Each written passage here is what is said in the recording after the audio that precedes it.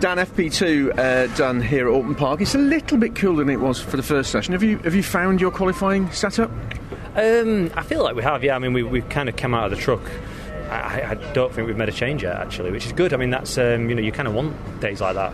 We made a load of changes at Thruxton, sort of chasing it right up until the end of qualifying. It just got better and better, and I'd say almost up until the end of race 3. Race 3 was definitely the best the car felt. Yeah. So this weekend we came with a bit of a different idea, and it's hit the ground and it feels really nice to drive, to the point where I was like, after session 1 I'm not sure what I want to change. We had some ideas in mind what we're going to change, but in session 2 on the mediums, I think I was first or second at that point, and I was like, this car's fantastic to drive on the mediums. Like, I don't want to change a thing. So let's just I just want to keep driving it and give me some more grip when we put the softs on. We did put softs on, but mine were well used, and I didn't get the uplift I was looking for, to be honest, but I think the team might have told me a bit of a white line how used they were.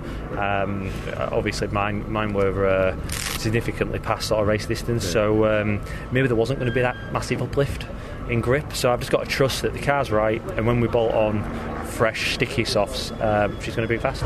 There's going to be, I think, probably a big difference between the two compounds, isn't there, in terms of lap times, maybe a second or more. To the hard to the soft? Yeah. Oh, 100%. Yeah, there's considerable amounts from the hard. I think the balance remains, but just the lateral, the inline grip, it just feels like a slower tyre, which it is. So I think they've got the hard about where it needs to be, but yeah, there'll be a decent delta offset, which is going to make the racing interesting. I think those coming through in race 2.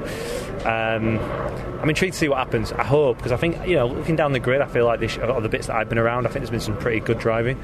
Even the clerk of the course, Ian, said that on the whole it's been pretty good, and I hope we keep that, because when we get these big offsets, that's when it can be a little bit sketchy. Hopefully everyone sort of remembers not to over-defend, and also not to send it into a gap that doesn't exist and cause mayhem. But we'll see. This is the kind of weekend we were expecting at Snetterton, but never got because of the weather. Yeah. Now we're actually going to see what happens when we totally switch to compounds. Just finally, we're at the halfway stage now. Plenty of time to have assessed the new qualifying sessions and also the additional hybrid deployments. Your thoughts on both of those, really? I think the qualifying is certainly something I enjoy, but I think it's very stressful.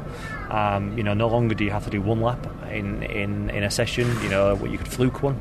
You could be a little bit off the pace, but you could pull one really great lap out. Now you've got to do it 3 times. So just doing that might get you through the first stage, but you've got to then produce it 2 more times. So I find it really quite stressful. What I will say is, the cream tends to rise to the top in those situations, and ultimately the last part of qualifying, actually, I'd say is more enjoyable now, because once you're there in the top 6, in a way it's kind of, it's pole or bust, really. There's nothing to lose now. We might as well send it. So I think the pressure's off once you get to the final 6.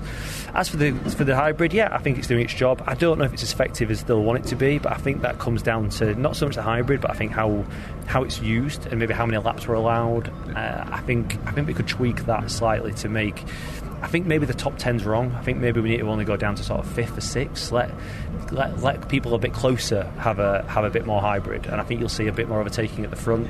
I think the problem is that when you're going back that far, those guys have got such a long way to come. They only have a few more laps. The offset's not great enough, I don't think, for to bring the guys outside the top 10 closer to the real front. But I think you could really mix up the top 8 or 9 if you give the lower half of that group a bit more. So let's see what they come up with next year.